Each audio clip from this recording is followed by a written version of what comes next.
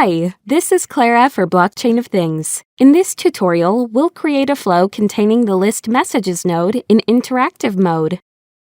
In interactive mode, the end user clicks on the action button attached to the node, and the Catenis API method is called using the default settings. Before you proceed with this tutorial, you should have already learned how this node works, as well as how to create a flow using the node in runtime mode.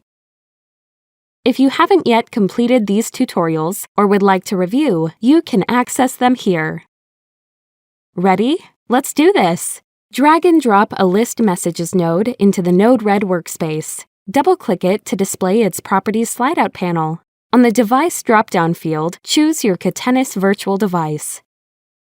The virtual device is a configuration node containing the Catenis virtual device information. If you do not have a virtual device configured, check out the video at this link. Add the node's configuration information based on your needs to each field. Wire this node to a debug node and open the debug sidebar. Click the Deploy button. Now, let's test the flow. Click the button on the left of this node to send the default property panel setting to the Catenis APIs and through the flow. The debug sidebar should display the returned JSON object containing the results to the right side of the workspace. Awesome! Now that you know how to create a flow using the list messages node in interactive mode, you can move on to our next tutorial in which we'll learn the ins and outs of the issue asset node.